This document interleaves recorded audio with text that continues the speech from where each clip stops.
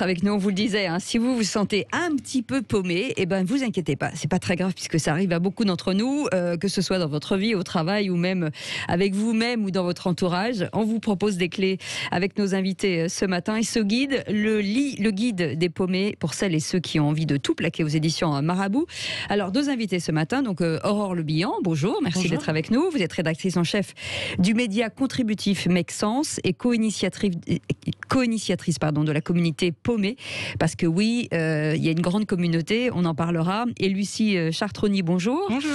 Vous êtes responsable communauté corporate et citoyenne dans le média contributif Make Sense toujours et doctorante sur l'engagement citoyen à l'université Paris-Dauphine. Oui, voilà. Alors on va revenir sur l'idée de ce livre. Tout d'abord, c'est parce que vous avez fait des études supérieures, classe moyenne, plutôt privilégiées, quoi, globalement. C'est ça, vous êtes des privilégiés. Et puis à un moment donné, vous vous êtes dit, oui, mais finalement, il faut donner un peu du sens à notre vie. Où va-t-on? Qu'est-ce qu'on va faire? Et on n'est pas fait pour ça, quoi. C'est un petit peu ça, Aurore. Est-ce que vous étiez paumé déjà? Oui. Alors moi, j'ai été paumée, pas directement en école. Donc j'ai fait une école de commerce à Lille. Voilà, donc un peu sur des rails, sans trop me poser de questions, justement.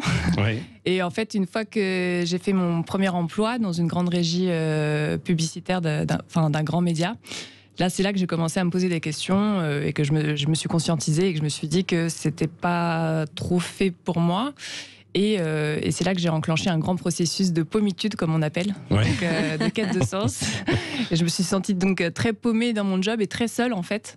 C'est vrai que quand autour de soi, il y a plein de gens qui ne se posent pas les mêmes questions, on a parfois un peu l'impression d'être un alien. Pour ceux qui nous écoutent, c'est quoi l'élément déclencheur? Parce qu'on sait jamais à quel moment, c'est quand on en a vraiment ras-le-bol, qu'on est au bord du burn-out que ça change. C'est vrai que les médias adorent ce genre de storytelling avec le fameux déclic le matin où je me suis réveillée et là j'ai vu une émission sur Sud Radio et je me suis dit ok, je plaque tout. Moi j'ai pas eu de point de basculement. Je pense qu'il y a eu pas mal de.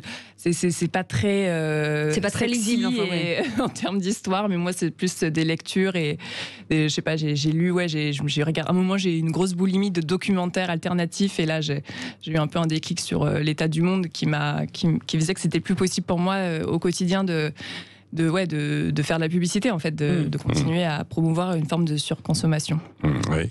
Et vous, Lucie? Comme Aurore, j'ai fait une école de commerce, donc pas de grande originalité là-dessus. Et moi, dès mes premiers stages ou mes premières expériences, j'ai ressenti une paumitude profonde au travail. Je me dis, mais je suis pas au bon endroit. Là, j'avais envie de monter sur la table et me mettre à hurler. Je ne suis pas dans le bon open space, ça va pas du tout. Pourtant, j'avais vraiment une équipe géniale, des postes intéressants. Mais je sentais vraiment. Mais c'est quoi des postes intéressants, justement? C'est ça la question, en fait, bien souvent. Parce que comme vous avez fait des écoles de commerce, et on vous dit, vous aurez des postes intéressants. En fait, il n'y a rien d'intéressant. C'est ce qu'on en fait. Ce qu'on en fait. Planter des radis, en fait, dans un coin ou vendre de la publicité peut être tout autant intéressant à partir du moment où on va y trouver quelque chose. On a la conviction. Et je pense que c'est un peu ça, quoi. Oui, nous, on n'a pas envie de remplacer une injonction par une autre. L'idée n'est pas de dire tout le monde doit aller planter des radis ou travailler dans une ONG pour sauver des baleines. C'est pas ça l'idée, parce qu'en fait, il y a plein de gens qui seraient pas heureux en faisant ça. Bien sûr. Mais par contre, on a envie de déconstruire le mythe de la réussite qui est on coche des cases, on est très très bien payé et on se réveille le matin en sachant en fait pas trop toujours pourquoi on va au boulot à part gagner de l'argent, voilà. Mais ça va avec la vie en général, c'est-à-dire que ça veut dire que quand vous êtes dans un métier particulier, vous avez une vie qui correspond à ce métier, donc finalement c'est une remise en question générale de sa propre vie et il faut arrêter de se mentir, c'est ça? Je pense que ça dépend. Je pense qu'en effet, nous, ce qu'on dit, c'est que le sens, c'est un peu comme une boule à facettes. Chacun peut avoir le sien. Mais et du coup, ça peut ne pas être une reconversion radicale et ça peut juste être dire en fait, je n'aime plus faire ce métier dans ce domaine-là et je peux le faire dans un autre domaine ou juste changer de boîte. Des fois, on s'entend pas très bien avec ses collègues et ça peut être aussi ça une manière de retrouver du sens. Donc, c'est pas nécessairement pour moi une remise en question radicale de tout. Et pourtant, vous avez des exemples dans ce livre, énormément, comme Ophélie Damblé, qui lâche la pub comme vous, mais elle qui fait carrément autre chose, parce qu'elle fait de l'agriculture. Donc, ce qui prouve bien qu'elle a tout changé, en fait. Oui, après, il y a ça aussi qui est possible. Et moi, je trouve que c'est super courageux aussi, ce genre de reconversion. Mais je pense que ça peut aussi filer des complexes quand on voit ces trajectoires-là qui sont beaucoup racontées dans les médias. On se dit tout de suite, oh là là, non mais moi, j'ai pas envie de tout plaquer. Et parfois, y aller progressivement, c'est bien aussi. Puis les grandes histoires comme ça de rupture radicale, ça fait aussi peur et on se dit j'y arriverai jamais. Alors qu'en fait, parfois, ça commence par passer au 4-5e si on peut et passer un jour par semaine à bosser dans une asso, commencer à être dans un jardin partagé à côté de chez soi. Enfin, parfois, ça commence par des toutes petites choses et là, la machine de la pommitude. Mais justement, est-ce que le Covid n'a pas accéléré parce qu'on parle beaucoup de reconversion dans tous les sens, tout le monde aujourd'hui se dit voilà, déjà de vivre ailleurs que dans les villes pour les urbains. Est-ce que ça n'a pas accéléré cette envie de se dire on est un peu paumé, on est là en ville, entre nous, allons ailleurs et visitons ce qui se passe à côté? Ouais, clairement. Je pense que y a un sondage qui est sorti en septembre 2020 de l'Institut BVA qui dit que il y avait 20% des actifs qui se posaient plus de questions qu'avant le Covid et qui envisageaient une reconversion. Et du coup, c'était en septembre, donc voilà, il y a quelques mois qui sont passés par là et j'imagine que ce chiffre a encore grossi, même si je ne les ai pas. Et en effet, la crise, je pense, a un peu mis en lumière le fait que il y avait des boulots, s'ils s'arrêtaient, c'était pas si grave. Et puis il y a des boulots, si ça s'arrête, ça a vraiment des conséquences. C'est genré ou pas? C'est plus féminin que masculin ou c'est assez équilibré? Sur les remises en question? Ouais. Ah, oui, c'est une question intéressante. Tiens, on va faire le tour de la table. Merci. Putain, au bout de 10 minutes. Ouais. Non, mais on a dans la communauté paumée, on a un peu accès aux statistiques sur Facebook et on est à peu près sur 75% de femmes. Et c'était aussi quand on organisait au temps merveilleux où on pouvait se voir et manger des chips ensemble. On organisait des apéros paumés. L'idée, c'était d'échanger et de libérer un peu la parole sur sa pommitude, sur plein de thèmes différents. Et c'était beaucoup de femmes, chaque fois 75 à 80% de femmes. Mais je pense aussi que c'est parce que en fait, le fait de renoncer au modèle de réussite et de cocher toutes les cases, c'est peut-être aujourd'hui, on va dire, je ne sais pas si c'est plus accessible, mais en tout cas, c'est peut-être parfois encore plus difficile quand on est bloqué aussi dans une vision de la masculinité où on doit nourrir la famille. Alors, quel exemple, quel projet on peut proposer? Quelles questions il faut se poser justement? Parce que vous évoquez pas mal de thèmes. Vous parlez de soi avec les autres, du job, de la maison. On parle pas de sexualité et pas de couple. Vous avez... Ah bah si, vous l'évoquez. Quand même. Non. Ah bah si, vous l'évoquez. Non bah si, vous l'évoquez. Vous l'évoquez. Moi je l'ai bien vu. Il a lu un seul truc, c'est ça. Vous avez lu entre les lignes. Non, mais j'ai vu parce que vous dites, vous remettez en question. Oui, non, mais je m'entends plus avec lui. Comment lui dire Norbert ou je sais plus quel est l'autre prénom. Mais il y a tout ça et ça fait partie. En fait, c'est un tout quand même, quoi. Ouais. Et du coup, c'est vrai qu'il y a des questions à se poser pour chaque thématique. Voilà, on en propose en tout cas dans le guide. L'idée, c'est de se construire sa boussole et de pas proposer des solutions trop toutes faites. Ce qui parfois nous, avec Lucie, on était un peu défiante du développement personnel, même si on y trouvait plein de qualités, parce que justement, des fois, on a l'impression qu'il suffit d'une petite baguette magique et méditer 1 heure par jour et tout va bien. C'est pas si simple. Et se dire tout va bien dans sa tête et c'est bon.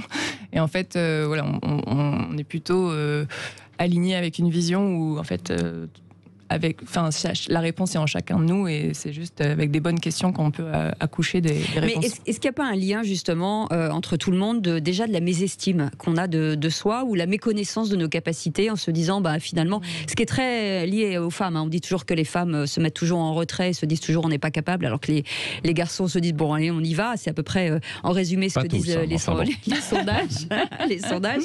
Mais est-ce que c'est d'abord il ne faut pas travailler justement cette mésestime de soi?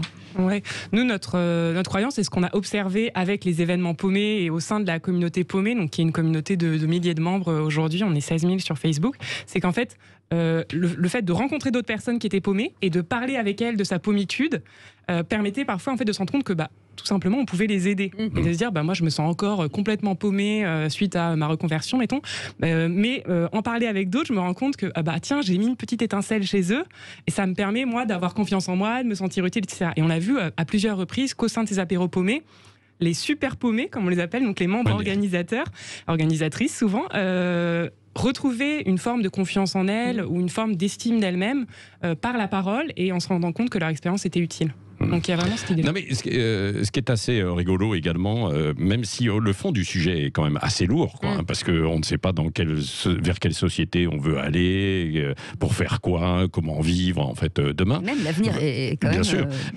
Vous remettez un terme qui avait un petit peu disparu, qui était quand même ce terme paumé, qui est revenu depuis quelques années et qui a changé d'ailleurs un petit peu de signification, non et vous en avez fait d'ailleurs la communauté des paumés, la pommitude. Il y a tout un lexique. Ouais, on essaye de se réapproprier quelque chose qui était peut-être considéré comme assez péjoratif. Oui, c'est vrai. Et on essaie de se le réapproprier en disant mais en fait c'est ok, être paumé, ça fait partie de la vie. En fait, on est tous à un moment avec plus de questions qu'on a de réponses, qui est notre définition officielle. Et ouais, on veut même en faire une fierté, dire bah ouais, je suis paumé. Et en fait, on dit aussi que le monde tel qu'il est aujourd'hui, avec le changement climatique, le Covid, la crise sociale, le monde, dans le sens le système en fait est paumé. On se rend compte assez fort de ses limites. Et que du coup, c'est peut-être limite le fait de ne pas être paumé qui est pour moi surprenant. Je veux dire, si on est pas paumé dans ce monde. Mais je vous rassure, ma chère Aurore, tout le monde est paumé.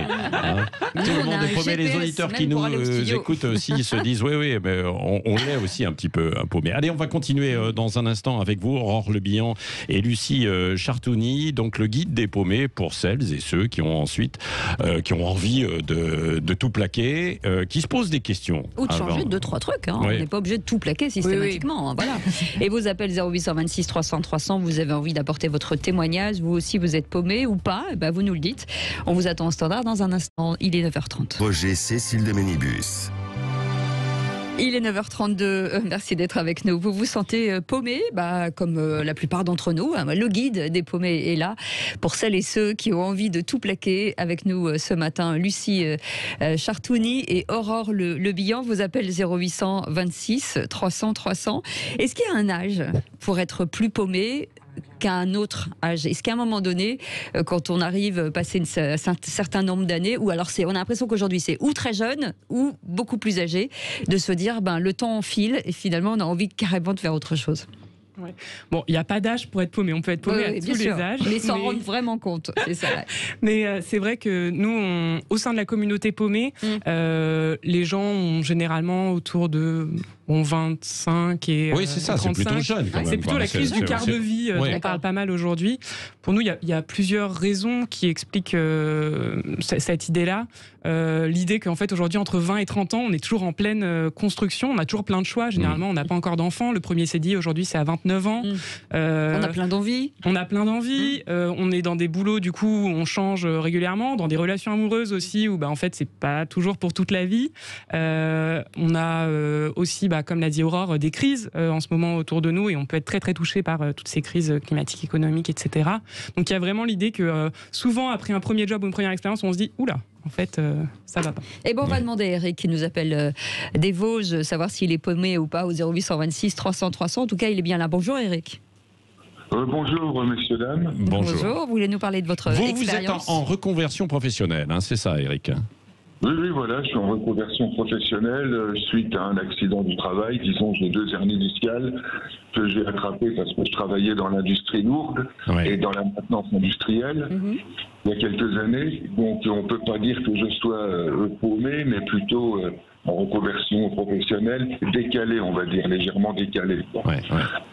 Mais parfois, Eric, là où vous rejoignez sans doute Aurore et Lucie, c'est que on est paumé au moment de sa reconversion professionnelle, quoi. Là, c'est lié, vous, donc, à des accidents de santé, mais il y a aussi des accidents de vie, et puis il y a des remises en question, et il y a des métiers qui sont en train de disparaître aussi, beaucoup. On y reviendra d'ailleurs, parce que c'est probablement un problème fondamental qu'on oublie, c'est l'éducation et notre système, en fait, qui correspond, quoi. Et alors, vous cherchez votre voie où, si je puis dire, Eric? Disons, j'aimerais bien faire un métier qui soit un petit peu moins physique, donc un peu plus commercial ou autre. Effectivement, vous avez bien résumé, il y a des métiers qui n'existent plus. Ça, je suis bien d'accord. Moi, mon métier, il n'est même plus répertorié à la NPE. C'était quoi C'était quoi j'ai un BEP, brevet d'études professionnelles, de mécanicien monteur fraiseur, passé dans les années 80. D'accord. C'est même plus dans la nomenclature, ça n'existe même plus. C'est-à-dire, j'ai appris à travailler avec des machines-outils sans électronique de la Seconde Guerre mondiale. Donc ça, effectivement, c'est... Donc après, la commande numérique, etc. Bon. Et aujourd'hui, vous voulez faire quoi? Vous voulez être plus en lien avec l'humain, avec les clients, par exemple?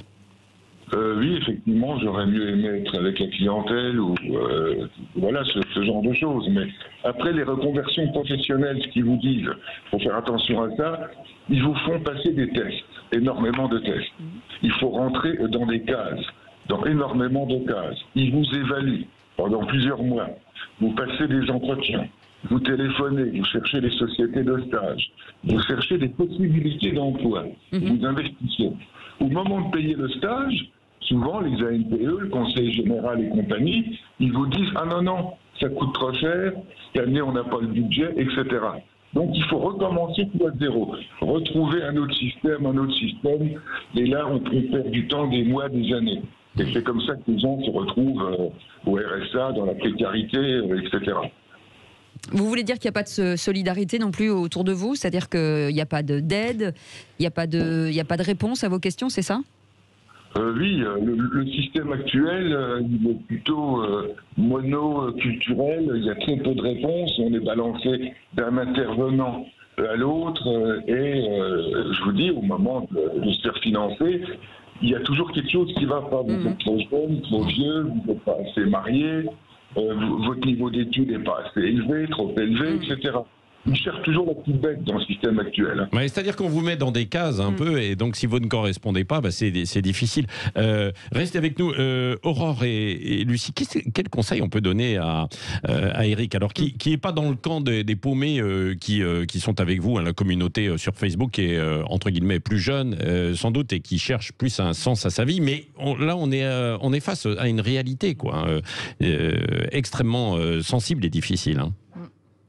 Je dirais que on n'est pas forcément extrêmement bien placé pour donner des conseils comme ça. Non, mais vous posez en fait les questions, et donc en posant les questions, parfois on a une partie de la réponse, quoi. Ouais. Moi, je suis assez frappée par ce côté rentrer dans des cases. C'est ce qu'on a cherché à dénoncer avec le livre. C'est cette idée qu'en fait, on fait pas rentrer des ronds dans des carrés. Enfin, je dirais, on est tous marqués par des vies avec des choses qu'on aime, des choses qu'on a envie de tester, etc. Donc, cette idée de devoir cocher des cases pour pouvoir se reconvertir, c'est quand même assez dingue d'en être toujours là aujourd'hui, et c'est ce système-là que nous on aimerait voir disparaître. Et si j'avais quand je suis face à des personnes paumées ou des membres de la communauté, ce qui fonctionne bien généralement, c'est de pouvoir tester des choses, de pouvoir essayer. Voilà. Et donc je n'ai pas forcément de recette miracle pour le faire. Mais c'est ce que dit un peu Eric. Il essaie en allant voir les uns les autres. Et vous avez déjà essayé justement sur quelques métiers, quelques fonctions, Eric, ou pas? Oui, bien sûr, j'ai déjà essayé, et puis je vous dis, je vous balade à droite à gauche, des petits emplois précaires de remplacement de vacances, et donc il n'y a pas, parce qu'on est dans une crise économique sévère, et le CV19, ça fait plonger les entreprises en plus de ça.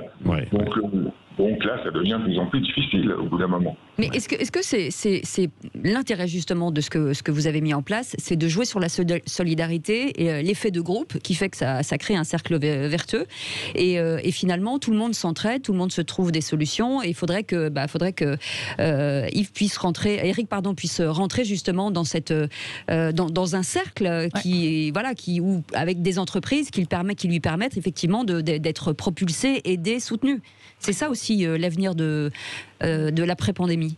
Oui, alors je connais assez mal le système de Pôle emploi, mais j'ai l'impression que on va être assez vite isolé dans sa recherche et se sentir seul.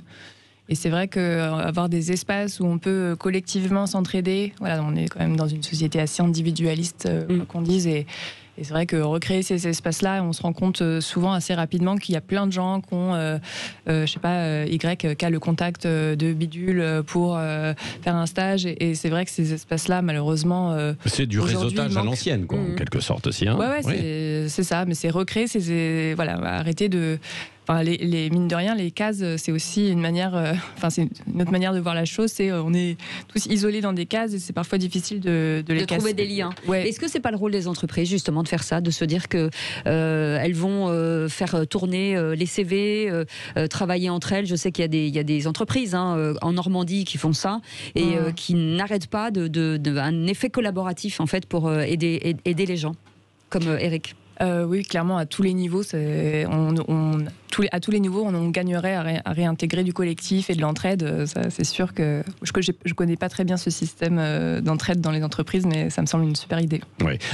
Derrière ça, bon, Eric, on peut vous dire que courage, voilà, pour chercher, mais et surtout, sans doute, de vous appuyer sur votre réseau, vos connaissances, etc. Parce que c'est parfois tout aussi efficace que le système Pôle Emploi qui existe pour vous envoyer vers certains stages. Mais c'est vrai qu'il faut du courage aujourd'hui, que c'est un peu compliqué. Au-delà de ça, j'ai l'impression, Aurore et Lucie, que les gens qui font partie de votre communauté, de votre réseau, cherchent aussi évidemment à avoir un job, un métier, en fait, mais surtout à se tracer en fait une voie pour construire une nouvelle société, en quelque sorte. C'est ça l'objectif, probablement, non ? Parce que vous avez tous des formations plutôt de haut niveau. Vous avez dévoilé notre plan secret. Non mais c'est un peu ça. Et puis à chaque génération, il y a une volonté en fait de créer une société quoi, différente. Il y a eu 68, il y a eu l'après-guerre, il y a eu les années 90, le début des années 2000 avec la révolution informatique, digitale, et aujourd'hui, les années 2020 avec quid derrière quoi. Ouais. Complètement. Je pense que ce qui est partagé au sein de la communauté paumée et plus largement au sein de l'association Make Sense, donc qui est l'association à laquelle est rattachée cette communauté, une asso qui existe depuis 10 ans et dont on est salarié, c'est vraiment l'idée qu'en se mettant en mouvement, en étant plus immobile et en train de se dire mon Dieu qu'est-ce qui se passe, je me pose plein de questions, mais vraiment c'est de dire comment je me mets au service de quelque chose de plus grand, je m'engage dans une association, dans un programme de court terme pour venir en aide aux agriculteurs, pour venir en aide aux personnes qui vivent dans la rue en bas de chez moi, pour venir en aide aux nouveaux arrivants en France. Alors en me mettant en mouvement, je peux aller mieux et je vais pas tout de suite trouver le sens de la vie, peut-être que je trouverai jamais, mais en tout cas je vais déjà ne plus me sentir immobile et me sentir mieux, plus apaisé et rencontrer des nouvelles personnes. Et c'est aussi ça, cette histoire de réseau. Il y a l'idée qu'en fait, en s'engageant, donc nous on a des programmes gratuits de 2 semaines, donc c'est 2 semaines à l'échelle d'une vie, c'est peu de choses. 2 semaines, via le programme Réaction ou via le programme La Brèche, on se met en collectif par sous-groupe de 15 personnes, des gens qu'on ne connaissait pas au départ. On se rencontre aujourd'hui en ligne et on agit ensemble sur une des thématiques que j'ai précédemment citées. Donc il y a vraiment l'idée, en sous-groupe, on peut faire des petites actions, commencer à changer les choses et derrière, on a pas mal de bénévoles, pas mal de membres de l'association qui trouvent un nouvel emploi, qui pensent une reconversion et qui se sentent pas seuls dans cette recherche. Et qui à la base peut-être avaient des problèmes de formation ou au contraire étaient surdiplômés un peu comme vous, parce que vous êtes entre guillemets bien diplômés. En revanche, vous ne trouvez pas votre voie et vous ne voyez pas travailler dans le secteur dans lequel vous avez préparé, vous êtes préparé pour les 30, 40 ans qui viennent, quoi. De toute façon, aujourd'hui, on voit bien que... On commence sur le marché du travail en disant qu'on va faire plein de métiers différents et que le monde évolue à une telle vitesse que voilà, il y a des nouveaux métiers qui apparaissent tous les jours avec des noms plus ou moins bullshit d'ailleurs. Oui, c'est vrai. Ouais. Et que oui, on a l'impression qu'aujourd'hui, quand on rentre sur le marché du travail, il va falloir faire preuve d'une certaine flexibilité, se reformer en continu pour pouvoir s'adapter, quoi. Et voilà, c'est l'adaptation. En fait, je pense que c'est le mot-clé, mais pour tout, à la fois pour le travail, mais également pour votre vie. Vous le dites, la vie personnelle, on ne va pas aujourd'hui forcément passer, ce n'est plus le rêve de cette génération, de passer 40 ans, 50 ans dans la même entreprise et puis avec la même personne, quoi.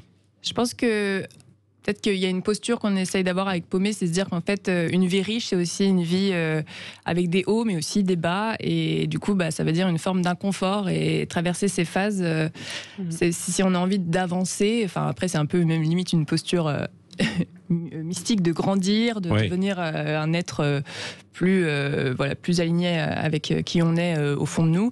Ça nécessite des phases d'inconfort, là où j'ai l'impression que dans la génération de nos parents, il y avait un peu cette idée que le but ultime, c'était le confort, quoi.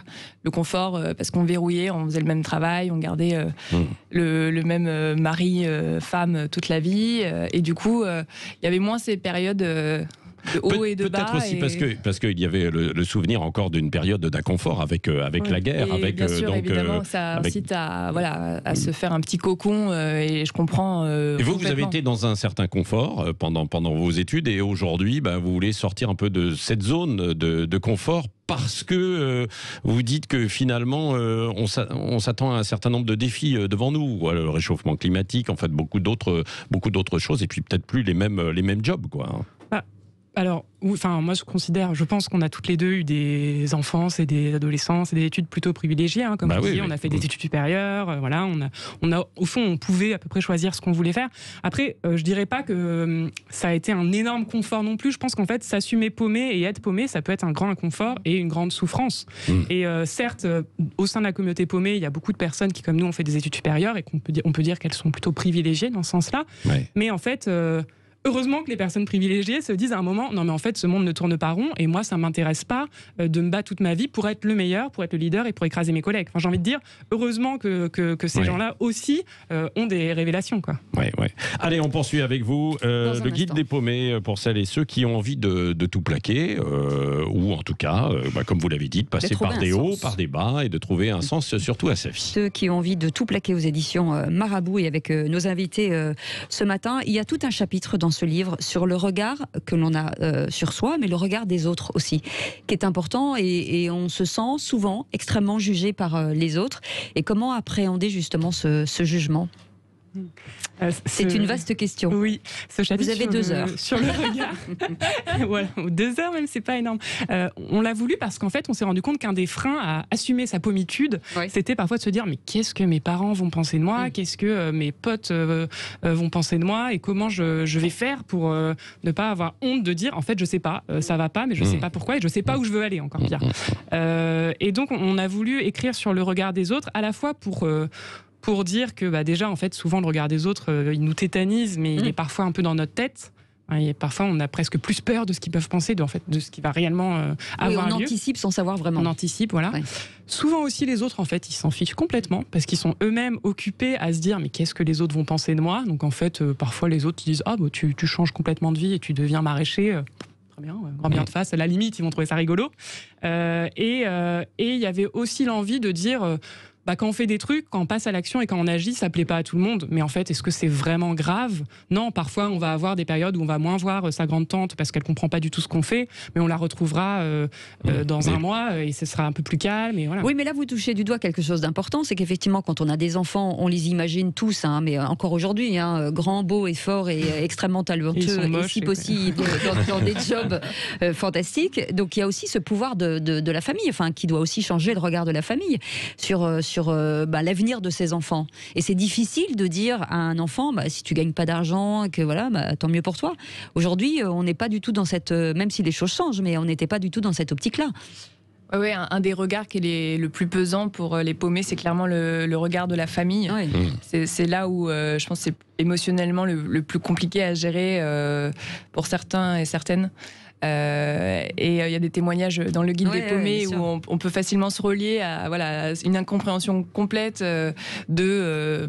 par exemple Benoît qui part vivre dans des communautés dans la Drôme et ses parents qui comprennent pas du tout, quoi. Et ça c'est vraiment très compliqué à gérer, et ça passe aussi peut-être par une période de mise à distance, aussi retrouver d'autres familles entre guillemets, d'autres tribus qui nous comprennent, des personnes qui nous comprennent peut-être un petit peu plus. Mais le conseil à donner quand même, c'est de faire des études pour avoir le choix après, d'y aller, d'y revenir, ou d'avoir une base quand même. C'est quand même un conseil important, si possible. Alors moi, c'est le conseil que clairement mes parents m'ont donné. Est-ce que si c'était à refaire, je ferais une école de commerce ? Je pense pas. Est-ce que oui, on a l'impression... Mais c'était un choix à la base, ou c'était je ne sais pas quoi faire? Un non-choix, comme beaucoup de gens qui font une école de commerce. Et je suis hyper privilégiée, encore une fois, je compte ma chance. Est-ce qu'il n'y a pas des autodidactes? Par exemple, je suis en coloc avec un autodidacte qui s'est formé tout seul au développement web et il se débrouille très bien. Il a vécu plein d'expériences hyper riches au début de sa vingtaine que j'ai pas du tout vécu. Je pense que évidemment ça rassure les parents, mais après est-ce que c'est nécessairement le chemin et ce qu'il faut absolument dire à son enfant? Je pense pas. Est-ce que c'est ce qui ressort d'ailleurs de la communauté, des discussions avec l'ensemble des paumés sur cette communauté de la pommitude, des gens qui disent bah oui, on a suivi des parcours qu'on nous a un peu inconsciemment sans doute imposés, on a fait nos études mais c'est pas ce qu'on voulait faire, quoi. Ouais, ce non-choix, cette impression de suivre une voie et en fait d'avoir jamais vraiment choisi, elle revient assez régulièrement sur le groupe, dans les témoignages qui sont partagés. Après, il y a aussi des personnes, et c'est également aussi vraiment triste, il y a des personnes qui ont fait des choix, qui ont choisi de travailler dans le domaine médical, qui ont choisi de devenir prof, mais qui ont des conditions de travail aujourd'hui tellement dégradées que leur travail lui-même ne leur correspond plus et qu'ils ne peuvent pas le faire dans des bonnes conditions en se sentant utiles, en se sentant sur les morailles. Donc en fait, c'est parfois même pas suffisant de faire des choix. Oui, on pense aux infirmières, à des profs notamment qui se disent oui mais je peux plus faire convenablement mon boulot, quoi. Et alors dans ces conditions, qu'est-ce qui est puisque vous échangez, vous posez des questions, vous donnez pas forcément des solutions, mais qu'est-ce qui ressort derrière? Alors ils retrouvent une voie, ils réussissent à se reconvertir ou pas, ou alors ils tergiversent pendant quelques années. Bon, y a pas vous êtes dans l'expérimental là, pour l'instant, quoi. Oui, c'est ça, il n'y a pas une seule voix qui ressort. Moi, ce que j'observe, c'est qu'en fait, déjà, en témoignant sur le groupe, pour ceux qui choisissent de le faire, faut oser se lancer, mais en témoignant sur le groupe, en partageant leur vécu, ils se rendent compte que il y a d'autres soignants qui se posent les mêmes questions, qui ont testé peut-être d'autres choses, qui ont mieux fonctionné. Et moi, je crois vraiment au pouvoir de dire les choses et de dire son malheur. Et pour moi, c'est la première étape d'assumer qu'en fait, c'est pas normal et que ça pourrait être autrement. Et je trouve que trop souvent, on oublie qu'il y a d'autres façons de faire et que cette situation-là, en fait, c'est le résultat de mauvais choix. Mais ça veut dire que partager ce qu'on vit avec quelqu'un d'autre, que quand d'autres disent la même chose, c'est parfois moins grave pour nous, finalement. On se dit que finalement, c'est pas si grave que ça, puisque les autres vivent la même chose.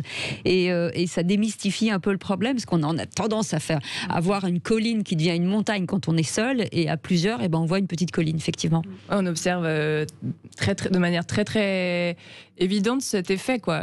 Les gens, à la fin des apéros, font « Waouh, mais je suis pas seule !» Et on sent que ça a vraiment un effet moteur de fou, quoi.